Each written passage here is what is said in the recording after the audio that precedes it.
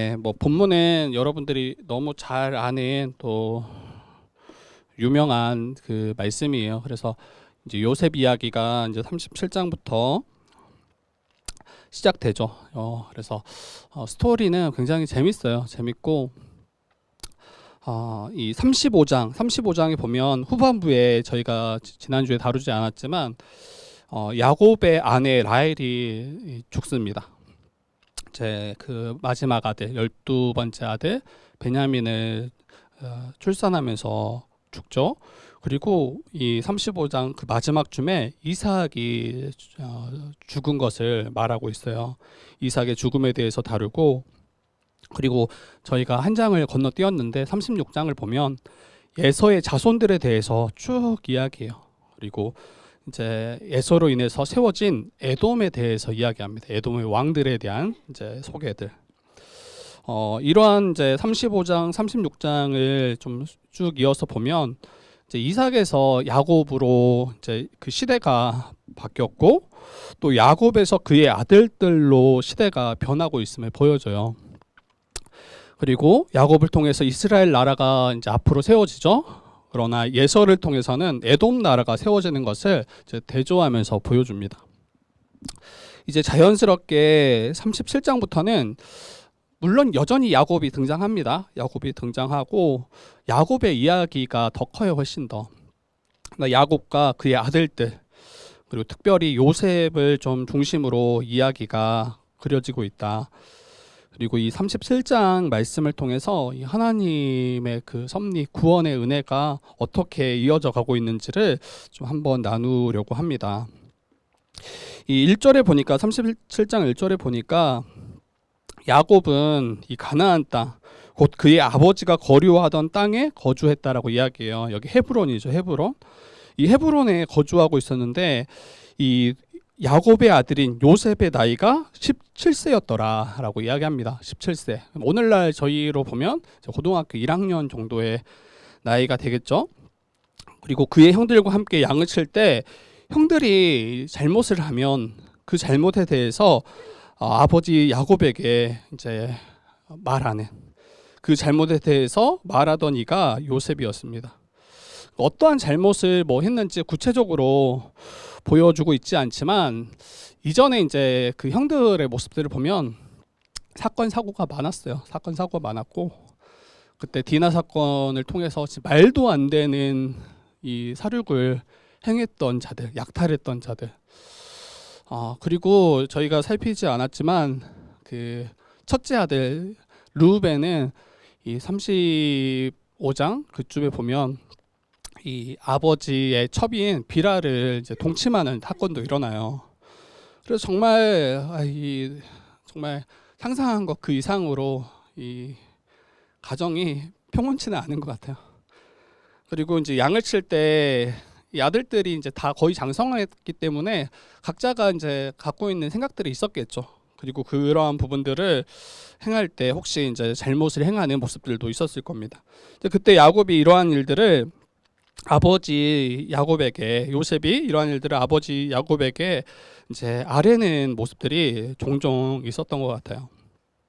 그리고 그 형들의 일에 아버지에게 구했을 때 아마 아버지 야곱은 이 형들을 이제 책망하고 또 꾸짖는 일들이 종종 있었겠죠.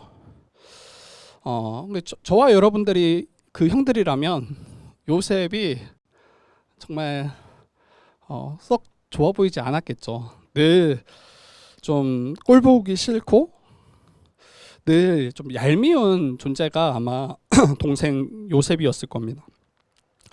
어떤 분들은 이러한 요셉의 모습을 좀 부정적으로 이야기하는 분도 있어요. 이제 고자질을 했다라고 생각하는 거죠. 요셉이 형들의 일에 대해서 아버지 야곱에게 고자질하는 모습. 그런데 저는 좀 이게 그러한 고자질의 모습처럼 보이진 않아요. 물론 그 상황만 보면 마치 고자질한 것처럼 보여지기도 하지만 이후에 형들이 이제 세겜에서 양을 칠 때 이 요셉을 야곱이 보내면서 그 형들과 그들의 치는 양들이 잘 있는지 확인하라고 보내는 것을 봐요. 근데 지금 아마 야곱은 요셉을 형들을 좀 감독하는 그 역할을 맡겼던 것 같아요. 가장 신뢰할 만하고 가장 이 일들을 잘 감당할 만한 역량이 요셉에게 있었던 것 같아요. 그래서 형들이 사고치지 않도록 그것들을 좀 주관하고 옆에서 끌어주는 역할을 이 야곱이 요셉에게 맡겼던 것 같습니다. 그리고 요셉이 애굽에 이제 팔려가잖아요. 저희가 이제 다음에 다루겠지만, 근데 거기에서도 막 이러한 좀 부도덕하고 자기의 어떤 유익을 위해서 남을 깎아내고 막 이러한 모습은 전혀 보이지 않아요. 애굽에 팔려가 보디발 장군의 집에 거할 때도 여러분 그 보디발의 아내가 유혹하잖아요. 그리고 그 유혹을 눈 감고 적당하게 받아들이면 여러분 훨씬 더 큰 성공을 아마 가졌을 거예요. 요셉은. 여러분 뒤에서 봐주는 이가 주인의 아내야. 물론 이제 들키면 끝나겠지만 정말 굉장히 매력적인 유혹이었겠다라는 생각이 들어요. 큰 성공을 거둘 수도 있었을 것인데 요셉은 어찌 하나님께 내가 죄를 지을 수 있겠느냐라고 이야기하면서 그 유혹을 그 미혹을 다 뿌리치죠. 그리고 도망쳤던 모습이 요셉이었습니다. 그래서 이러한 요셉의 성품을 볼 때 형들의 잘못을 아버지에게 고했던 것은 그 형들의 악한 일들을 막고자 그리고 형들의 잘못을 바로 잡아주고자 그리고 아버지 야곱의 그 명령을 온전히 순종하는 모습으로 좀 이해할 수 있을 것 같습니다. 그리고 요셉은 여러분 그 야곱의 노년에 얻었던 아들이죠. 그리고 가장 자기가 사랑했던 아내 라헬을 통해서 얻었던 아들이에요. 그래서 다른 아들들보다 더 그를 사랑했던 것 같아요. 그리고 그를 위해서 채색 옷을 지어 입혀주었습니다. 이 채색 옷은 여러분 정확하진 않지만 이 옷은 성경에서 신분을 가리키잖아요. 이 옷은 신분을 보여주는데 아마 단순히 이쁜 옷을 입혔다가 아닌 것 같아요. 지금 이 옷을 통해서 누가 나의 장자인가를 좀 표시하는 표로 이 채색 옷을 입혔던 것 같아요. 앞에서도 이야기했지만 첫째 르우벤이 너무나 큰 악을 행했어요. 장자로서 그 축복을 받기에 결코 합당하지 않은 모습으로 행했죠. 그리고 르우벤 다음에가 시므온과 레이예요. 이 차자가. 근데 시므온과 레이는 앞에 디나 사건에서 진짜 말도 안 되는 살육을 행하고 지금 너무나 큰 어려움을 가정에 불러일으켰던 두 아들이 바로 시므온과 레이인데 지금 앞에서 장자로 세울 만한 사람이 없는 것 같아요. 그래서 요셉을 자기의 이 장자의 축복을 받을 다음 후계자로 지금 여겼던 것 같아요. 이게 지금 채색 옷을 통해서 드러나고 있는 모습으로 보입니다. 그래서 이걸 형들이 알았더라면 더더욱이나 시기할 수밖에 없죠. 더더욱이나 자기들 다 제쳐놓고 요셉이 이 장자권을 얻고 요셉이 이 가정에 다음에 어찌 보면 모든 유업을 이을 그러한 자로 여겼더라면 형들은 굉장히 시기하고 질투하며 더 미워했을 게 분명합니다. 그리고 나서 이제 요셉이 꿈을 꾸는데 이 꿈을 꾸고 그냥 자기만 알고 있으면 되잖아요. 그런데 요셉이 자기 형들을 다 불러 모으고 꿈에 대해서 이야기합니다. 내가 꿈을 꿨는데 한번 들어보라고. 저희 아들도 우리 선이도 가끔 꿈꾸면 꿈꾸는 이야기 저한테 해주거든요. 그런데 이 요셉이 자기 형들에게 이 꿈을 이야기해 줍니다. 근데 어떤 꿈이냐면 요셉과 형들이 밭에서 곡식단을 묻고 있는데 요셉의 곡식단이 일어서는 거예요.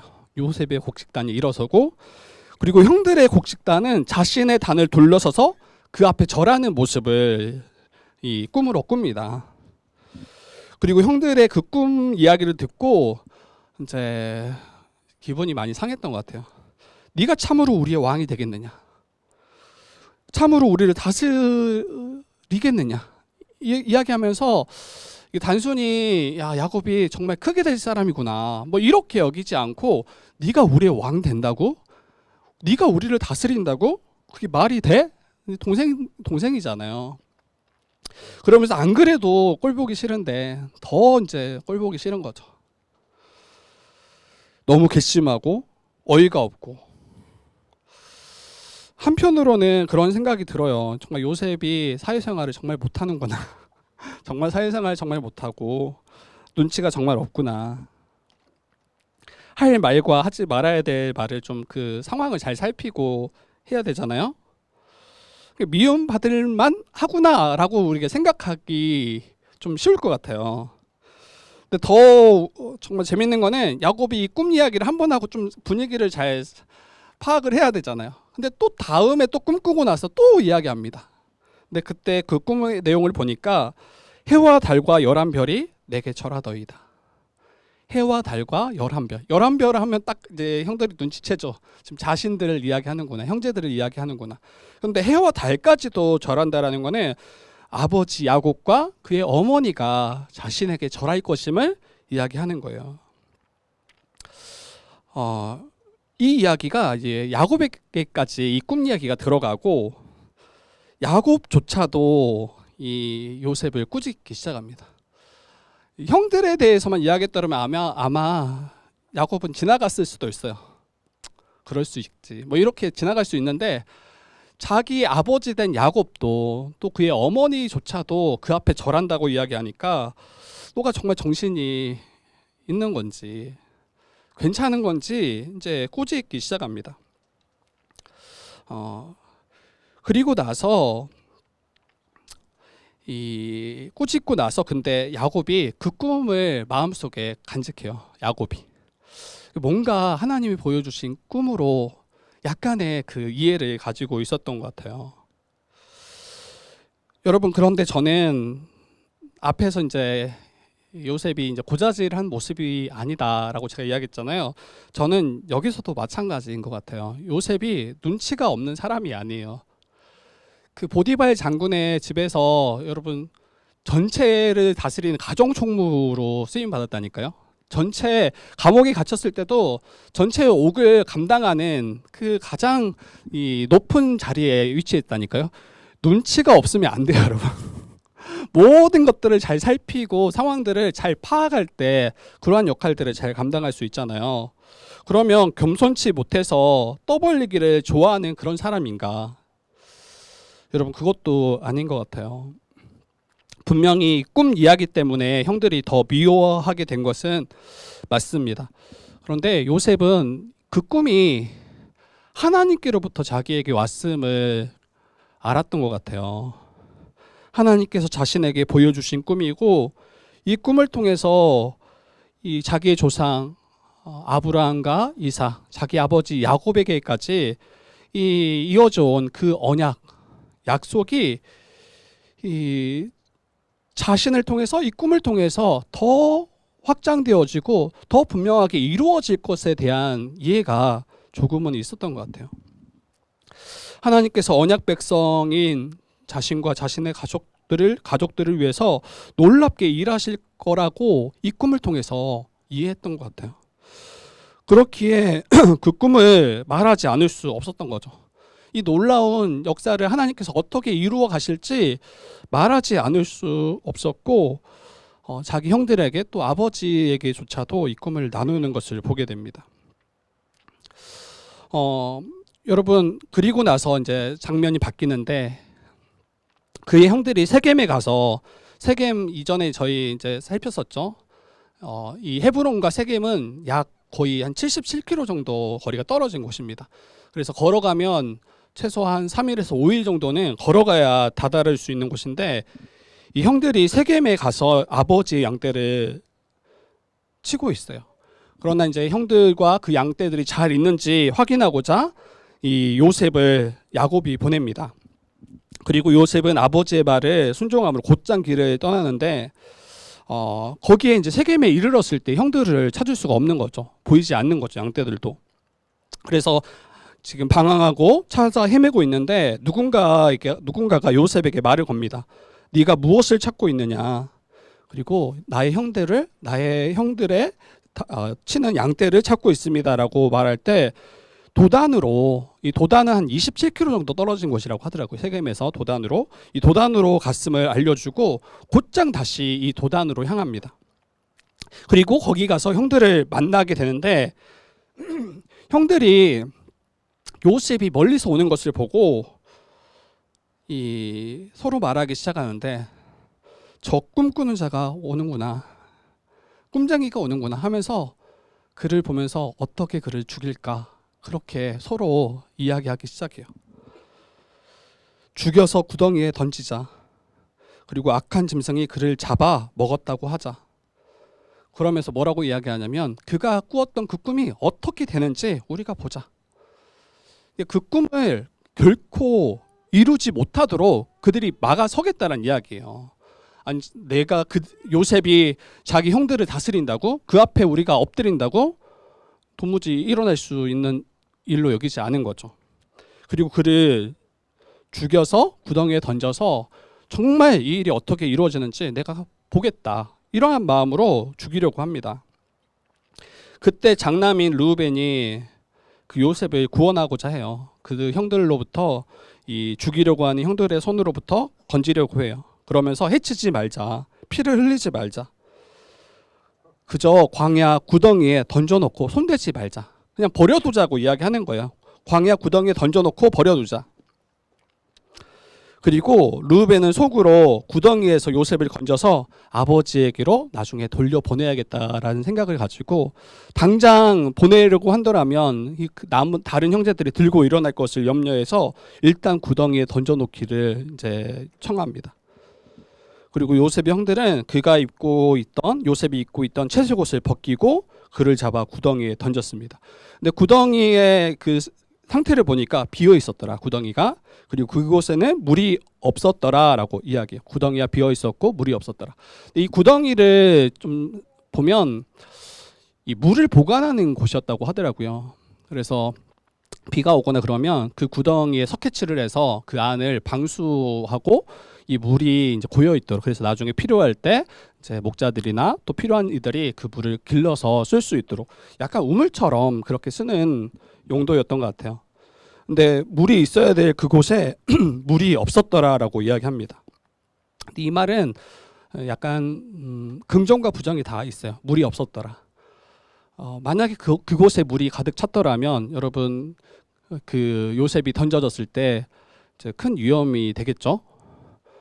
그리고 거기 이제 이 기후차가 굉장히 극심하잖아요. 아마 쉽게 온도를 빼앗기고 또 죽음에 이르를 수도 있고, 그리고 물이 없었다라는 게 당장은 정말 어찌 보면 괜찮지만 며칠만 지나도 여러분 당장 이제 목이 말라서 물이 없으므로 죽게 되는 거, 더 고통스럽게 죽을 수 있는 그 위협이 지금 요셉에게는 남아 있는 거죠. 그때 이 유다가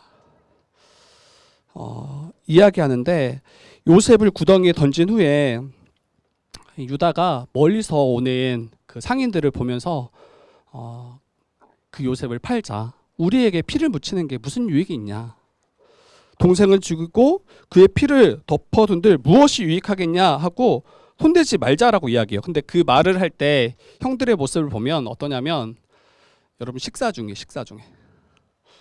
약간 정말 우라통이 터지는 일이에요. 동생 집어 던져놓고 구덩이에 던져놓고 형들은 밥이 넘어가요. 맛있나 봐요.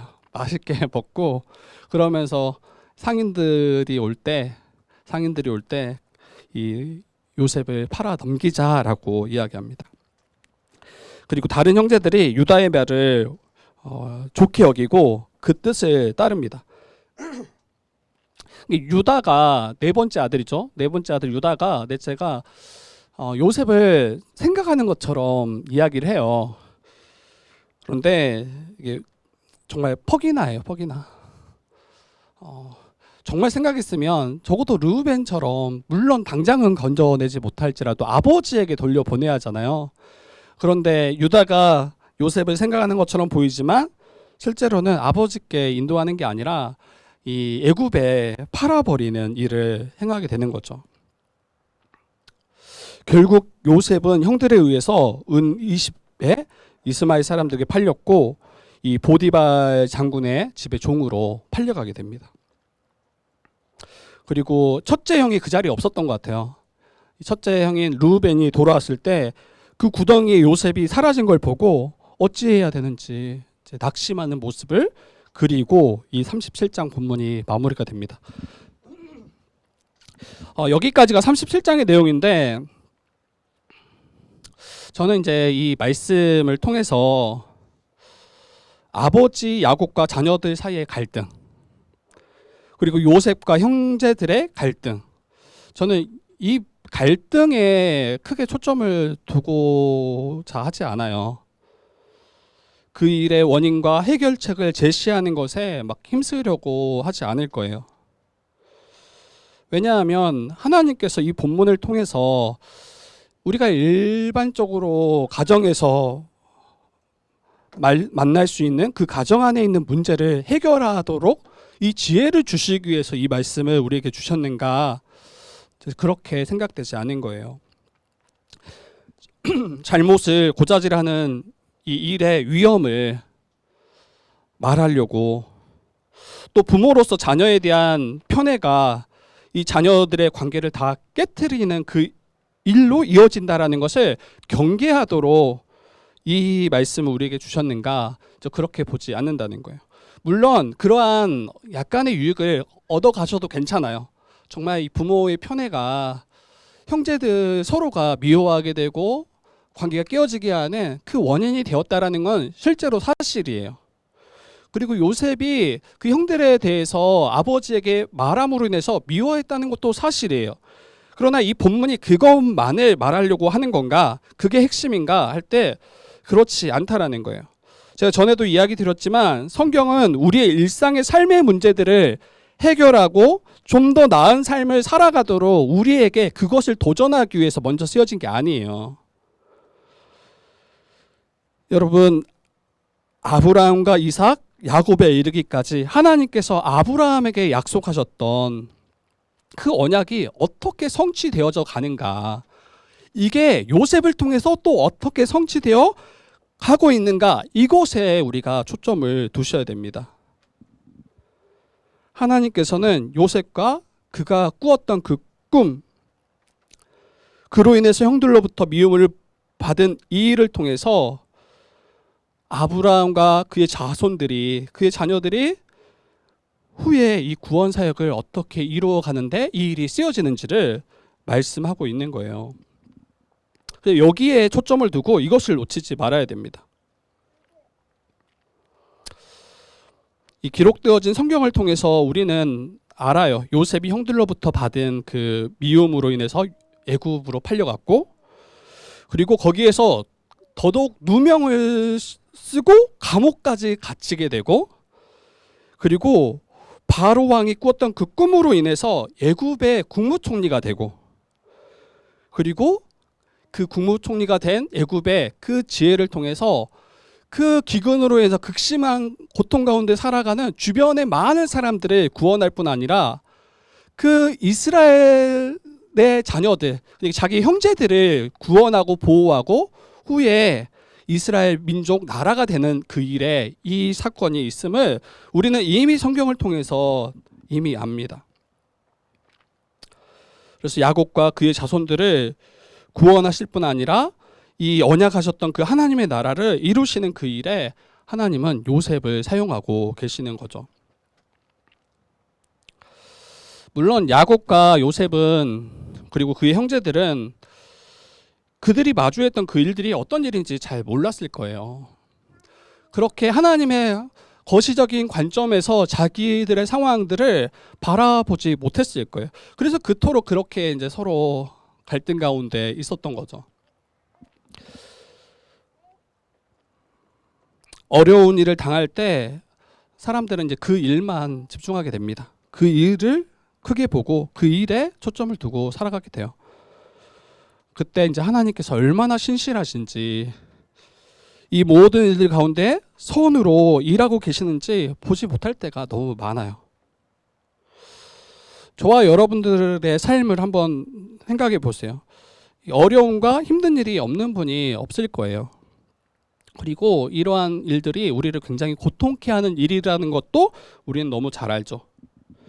근데 그때 저와 여러분들이 이 눈앞에 있는 그 문제에 딱 매여서 그것으로 인해서 신음하고 고통하고 그것으로 인해서 하나님 앞에 우리가 원망하는 그런 모습으로만 서 있더라면 이거는 이제 하나님의 그 거시적인 그 구원의 은혜를 너무 모르는 모습과 같다라는 생각이 듭니다. 우리의 어려운 가운데 있을 때 하나님께서는 여전히 신실하게 우리의 구원을 위해서 또 하나님의 나라를 가져오시기 위해서 일하고 계심을 우리가 보실 수 있어야 돼요. 믿음의 눈으로. 또 이것을 정말 고백하고 살아가실 수 있어야 돼요. 요셉 여러분 생각해 보세요. 정말 어려운 가운데 있는 거예요. 저희가 요셉만큼 힘든 사람이 여기 있을까? 저는 단연코 없죠. 단연코. 요셉만큼 어렵고 낙심할 만한 상황 가운데 있는 분이 누가 있을까요? 형들에게 미움받고 그리고 형들로 인해서 죽임 당할 위협에 처했었고 다른 강도를 만난 게 아니라 자기와 피를 물론 이복 동생이긴 해요. 근데 자기와 피를 나눈 형들에게 이 죽음의 위협을 당하고 또 구덩이에 던져졌고 그리고 애굽의 종으로 팔려간 그 인생. 요셉이 당한 그 일들이 하나님이 자기에게 보여주신 그 꿈으로 인해서 더더욱 더 안 좋은 일로 흘러간 거잖아요. 그러면 형들에게 대한 원망뿐 아니라 하나님을 향한 원망도 작지 않을 법해요. 요셉의 모습을 보면. 저는 만약에 제가 요셉이었더라면 왜 그런 꿈을 내게 보여주셔서 아니 꿈이라도 보여주시지 말지. 꿈은 그러잖아요. 모든 형들이 자기 앞에 엎드리고 절한다면서요. 아니 아버지 어머니까지 자신 앞에서 엎드려 절한다면서요. 그런데 실상은 어떠합니까? 그 꿈으로 인해서 형들에게 미움받고 구덩이에 던져지고 그토록 사랑받았던 아들의 자리에서 이제는 종의 자리로 떨어지고 아름다운 채색 옷을 입었던 그가 다 벗겨지고 찢겨지고 결국에는 종의 옷을 입은 걸로 드러나잖아요. 아마 제가 요셉이었더라면 정말 악의 악을 질렀을 것 같아요. 그러면서 형들에 대한 원망 그리고 하나님에 대한 원망으로 그냥 하루하루 살 것 같아요. 눈 뜰 때부터 아마 눈 감을 때까지. 그리고 아마 머지않아서 자포자기한 마음으로 살아가고 있는 저를 발견했을 수도 있겠다. 만약에 제가 요셉이었더라면. 그런데 놀라운 것은 요셉은 낙심하는 모습을 찾아보기 힘들어요. 본문에서 그러한 이야기가 전혀 없어. 그러한 상황 속에서도 낙심하고 낙담하고 형들을 향해서 원망하거나 하나님을 향해서 원망하는 모습을 찾아볼 수 없어요. 아니 상황은 분명히 낙심할 만한 상황이고 형들에 대해서 분을 내고 원망할 만한 상황이거든요. 그러나 요셉은 그 자리에 있지 않는 거죠. 무엇이 그를 낙심케 하지 않고 무엇이 그의 삶을 포기하지 않고 더 달려가게 했을까? 저는 그게 하나님이 보여주신 그 꿈 때문인 것 같아요. 하나님께서는 이 요셉에게 꿈을 보여주셨죠. 그리고 요셉은 그 꿈을 여전히 붙잡고 살아가는 모습입니다. 하나님께서는 이 꿈을 반드시 성취하시고 이루실 것이며 이것을 복으로 바꾸실 거라는 것을 요셉은 믿었던 거예요. 여러분, 요셉이 구덩이에 던져진 상황은 마치 하나님의 꿈이 실패되어진 것처럼 보여지기 쉬워요. 모든 것이 다 이제 끝나버린 것처럼 망한 것처럼 보여지기 쉬워요. 근데 이 요셉의 이야기를 통해서 우리에게 말씀하시죠. 결탄코 하나님의 꿈은 실패되지 않는다. 그 구덩이에 빠져있는 그때라 할지라도.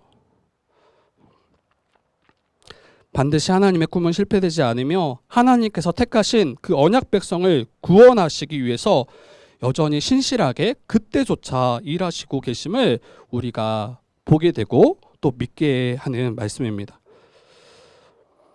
요셉은 그 팔려가기 전에 형들이 구덩이에서 자기를 일단 건져낼 거 아니에요. 끌어냈을 거 아니에요. 근데 그때 약간 기대했을지 몰라요. 그래도 형들인데 아무리 미워도 자신을 그대로 계속 구덩이에 방치하겠는가. 그리고 나서 딱 구덩이에 딱 끌어올렸을 때 안도의 한숨을 쉬었을 것 같아요. 그런데 바로 이스마엘 사람들에게 팔아서 넘기고 종으로 끌려갔던 그 모습은 아무리 생각해도 너무 끔찍해요. 아무리 생각해도 너무 끔찍해요. 정말 이 정도 되면 하나님의 꿈이, 자신에게 보여주셨던 그 꿈이 실패되었다라고 그냥 확정해도 될 법해요. 그런데 오늘 본문이 분명하게 말합니다.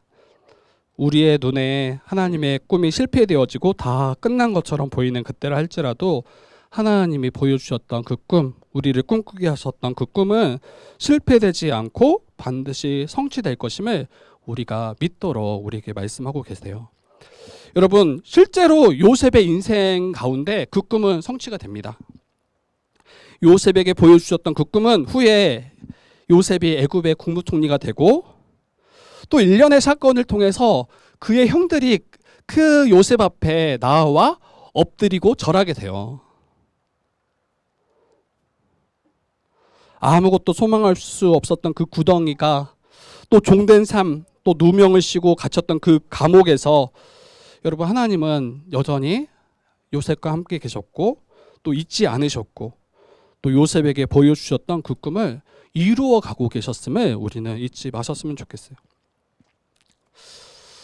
그 하나님이 저와 여러분과 함께 하세요. 우리에게도 꿈꾸게 하시는 거죠. 여러분, 근데 요셉에게 보여주셨던 그 꿈을 오해하지는 말았으면 좋겠어요. 단순히 너의 형들이 네 앞에 절할 것이다.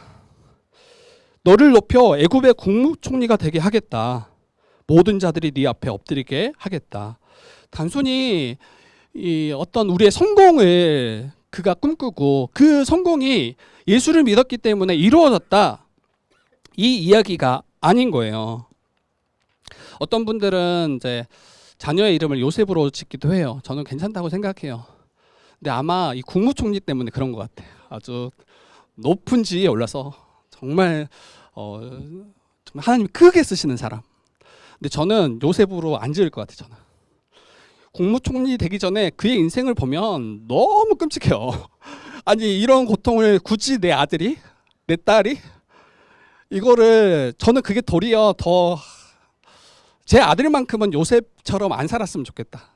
하나님이 쓰셨으면 좋겠지만 그렇게까지 크게 안 쓰셔도 되겠다. 너무 힘들 게 너무 뻔해. 아니, 형제들이 그렇게 배신하고 죽이려고 하고 팔려가고 옥에 갇히고 이러는데 어떻게 그래요. 그래서 이 꿈을 오해하시지 않았으면 좋겠어요. 하나님께서 요셉에게 보여주셨던 꿈은 아브라함에게 맺으셨던 그 언약을 너를 통해서 성취하는데 그 일이 너가 쓰임 받을 거다라는 그 꿈이에요.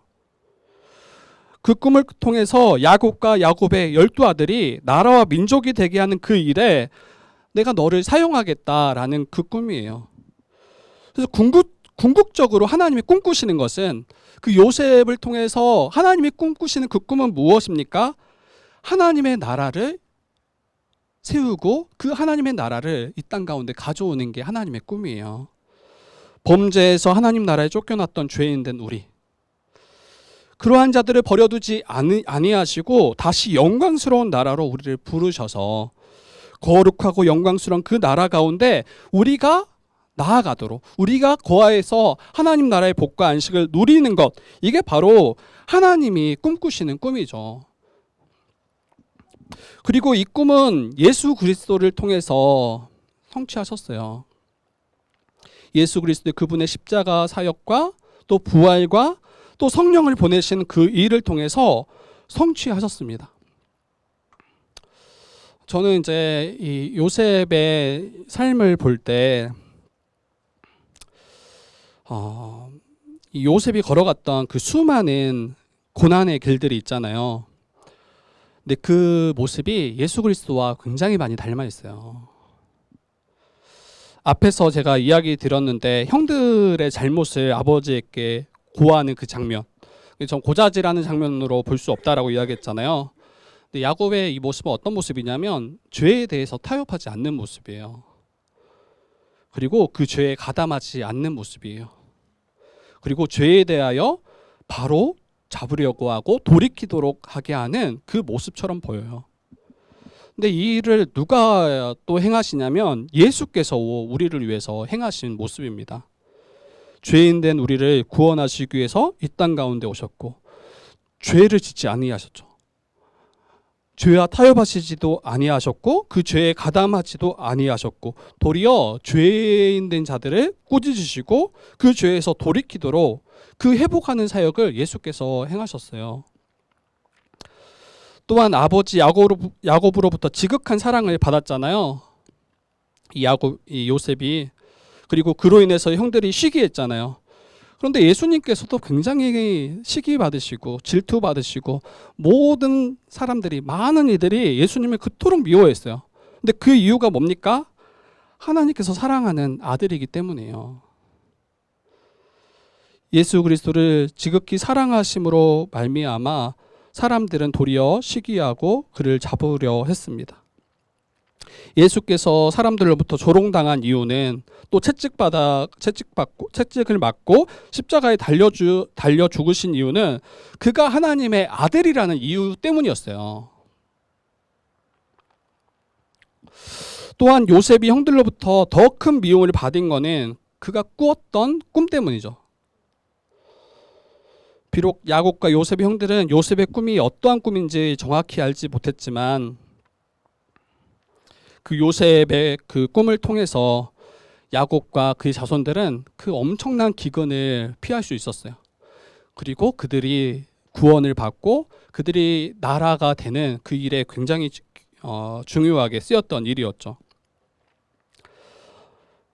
그 꿈으로 인해서 요셉은 미움받았고 구덩이에 던져졌고 종으로 팔려갔고 감옥에까지 갇혔습니다. 그런데 하나님은 그 요셉을 나중에 높이시죠. 국무총리가 되게 하셔서 그를 통해서 세상을 구원할 뿐 아니라 그의 언약 백성들을 구원하시는 일에 하나님은 요셉을 사용하셨죠. 근데 예수님도 마찬가지라는 거예요. 예수님께서 이 땅 가운데 오심은 하나님의 꿈을 이루어드리기 위함이죠. 하나님께서 보여주셨던, 하나님께서 나타내셨던 그 꿈 때문에 이 땅 가운데 오신 거예요.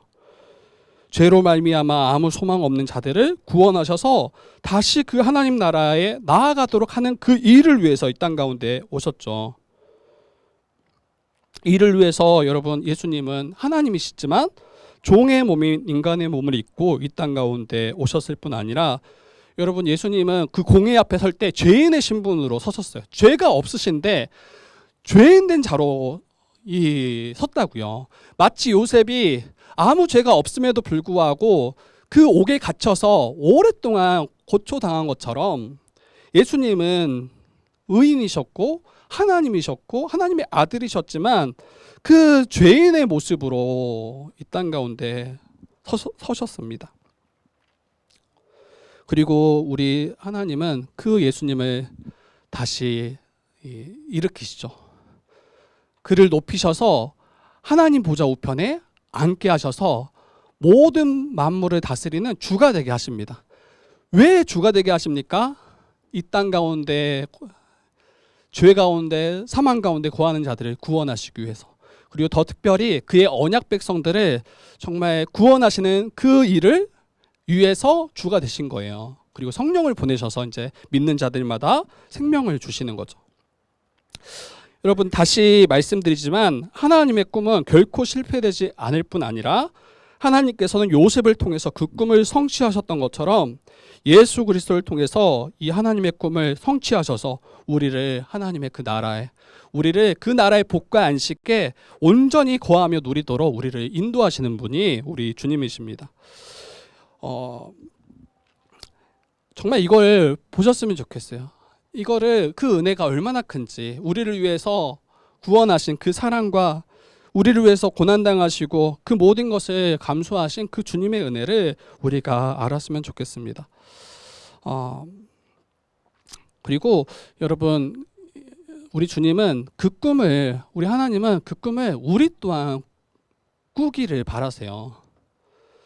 신자된 우리에게도 예수께서 꾸셨던 그 꿈을 함께 꾸기를 바라세요. 여러분, 신자의 꿈은 아까 이야기했지만 국무총리가 되는 게 우리의 꿈이 아니에요. 이 땅에서 아주 높은 지위에 올라서 세상에서 떵떵거리고, 이게 우리가 하나님께서 우리에게 바라시는 꿈이 아니에요.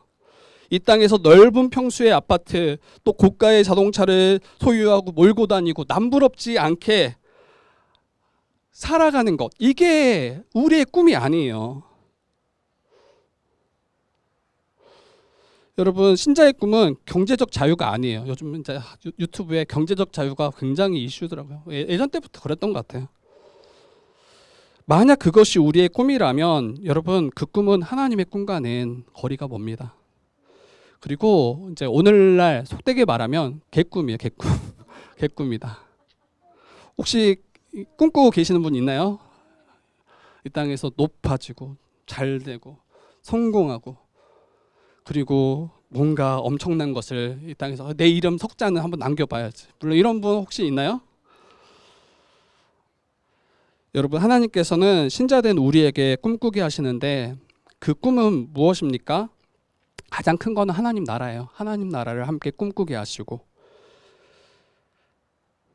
예수 그리스도의 그 십자가, 또 죽음, 부활, 승천, 성령을 보내심으로 이 땅 가운데 임한 그 하나님 나라를 꿈꾸며 주 안에서 한 몸 한 가족으로서 서로를 자신과 같이 사랑하는 그 사랑의 나라를 꿈꾸며 하나님 보좌 우편에 앉으신 그 예수 그리스도와 연합되어져서 주님의 그 다스림 가운데 함께 참여하여 영광스러운 사명을 감당하는 것을 꿈꾸며, 또 교회 가운데 모든 성도들이 함께 이 동일한 꿈을 꾸는 것, 이게 바로 하나님이 우리에게 원하시는 꿈입니다.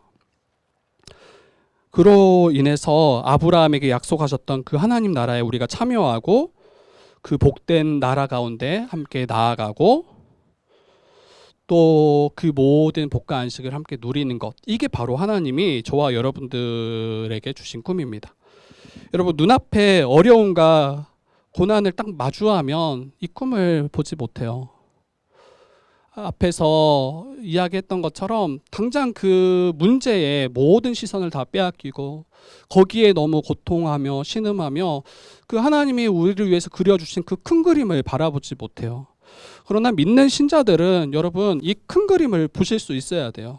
성경을 통해서, 또 우리에게 허락하신 성령을 통해서 정말 비록 내가 고난 가운데 어려운 가운데 서 있다 할지라도 그 넘어서 역사하시고 일하시는 그 하나님, 이 모든 고난까지도 하나님은 선으로 바꾸실 뿐 아니라 이를 통해서 언약 백성된 우리를 자라가게 하시고 구원하시는 그 하나님의 놀라운 그 섭리를, 그 사랑을 저와 여러분들은 이해하실 수 있었으면 좋겠어요.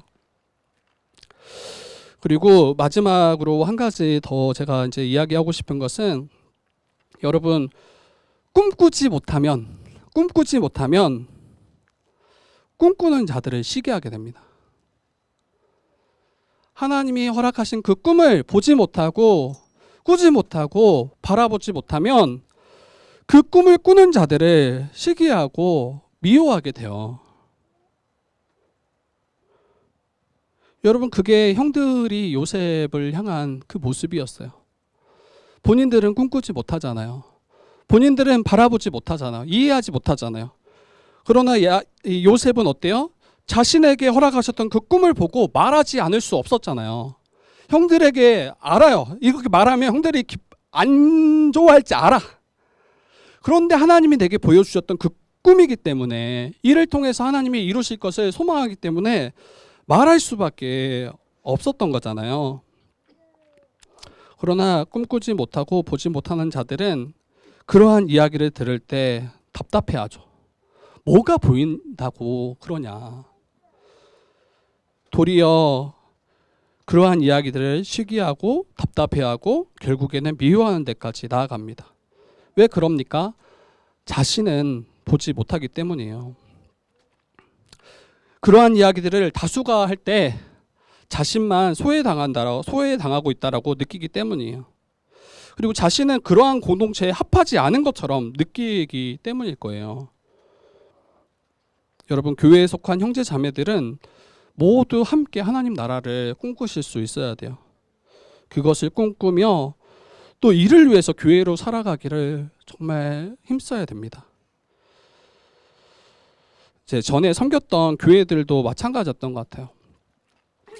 처음에는 제가 이 꿈을 먼저 꾸고, 그리고 제가 지도했던 아이들 또 지체들에게 이 꿈을 나누죠. 그때 어떤 이들은 그 말씀을 듣고 배우고 믿음으로 나아갑니다. 그리고 그들도 동일하게 꿈을 꾸고 그들도 동일하게 그 하나님 나라를 이야기하기 시작해요. 그리고 이전에 전혀 다른 삶을 살아내기 시작해요. 왜? 그게 보이니까, 그게 믿어지니까. 그러면서 서로를 한 몸으로 여기고 서로를 위해서 각자가 가진 것을 나누고 사랑으로 교제하기를 힘씁니다. 그런데 그 외에 이 앞에 서지 못하고 또 그 말씀을 듣지 않고 배우지 못하고 믿지 못하는 이들은 이것이 불만인 거예요. 이게 불평인 거예요. 왜 자신들만 소외시키냐는 거예요. 그리고 목회자된 저도 그렇고 또 이 일에 함께 힘쓰는 지체들을 때로는 비방하는 것들을 볼 때가 있었습니다. 저는 그들을 나무라는 게 아니에요. 문제는 보지 못함이에요. 혹시 아직 꿈꾸지 못하고 보지 못하고 믿지 못하는 분이 혹 있더라면 여러분, 그때 시기로 또 그때 미워함으로 나아가지 마시고 주님께 믿음을 구하셨으면 좋겠어요. 주님, 나 또한 보기 원합니다. 주님, 나 또한 정말 보기 원하고 믿기 원합니다. 그 나라를 나 또한 얻기 원합니다. 이러한 간절한 소망을 가지고 주님께 은혜를 구하셨으면 좋겠어요. 그리고 우리 모든 성도들은 같이 좀 꿈을 꿨으면 좋겠어요. 다른 꿈 말고, 다른 세상에서 바라는 그런 꿈 말고 정말 하나님 나라를 같이 바라보고 소망하고 그 꿈을 위해서 달려갔으면 좋겠어요. 그리고 여러분, 신자가 이러한 믿음의 길을 걸어갈 때, 하나님께서 주신 이 꿈을 꾸며 나아갈 때 여러분, 세상 가운데 미움이 있다라는 것도 여러분 감수하셔야 돼요. 주를 위해 살아갈 때, 또 주님 보여주신 그 비전을 꿈꾸며 나아갈 때 여러분, 사단은 우리를 그냥 버려두지 않아요. 그리고 하나님은 그 일들 가운데 우리가 자라가도록 우리를 고난 가운데 연단하신다고요. 근데 그것을 마치 복이 아닌 것처럼, 그것이 마치 우리에게 유익이 아닌 것처럼 여기면서 왜 내가 예수를 믿는데, 왜 내가 주를 따라가는데 왜 내게 이런 어려움이 있습니까? 그러지 말라는 거예요. 도리어 주를 따라가기 때문에 미움 받는 거예요. 주를 따라가기 때문에 구덩이에 던져지는 거예요. 주를 따라가기 때문에 가장 낮고 낮은 자리로 떨어지기도 하는 거예요. 근데 그때 이거를 보실 수 있었으면 좋겠어요. 내가 신자이기 때문에 당하는 고난이구나. 내가 하나님의 거룩한 백성이기 때문에 당하는 은혜의 하나님의 자리구나. 이것을 보셔야 되는데 이제 그러지 못할 때는 우리 모든 게 이제 불평과 불만으로 가득 차게 될 거예요. 이거 해도 힘들고 저거 해도 힘들고. 여러분, 안 힘든 게 없어. 근데 어떤 이들은 이거 해도 기쁘고 이거 해도 감사하고 이거 해도 즐겁고. 근데 분명히 똑같은 일이거든. 여러분, 하나님이 보여주셨던 그 꿈을 쫓고 따라갈 때 요셉이 걸어갔던 그 길을 한번 기억하셨으면 좋겠어요. 바로 국무총리가 아니에요. 바로 그 영광의 자리가 아니라고요. 그리고 우리 주 예수 그리스도께서 걸어가셨던 그 길을 기억하셨으면 좋겠어요. 우리를 위해서 고난받으시고 죽임당하신, 그리고 그를 통해서, 이 일을 통해서 우리를 구원하신 그 은혜가 바로 저가 여러분들이 꿈꾸고 걸어가야 되는 그 길임을 분명히 알고 나아가는 우리 사랑하는 모든 지체들 되기를, 성도 되기를 주님의 이름으로 축복합니다.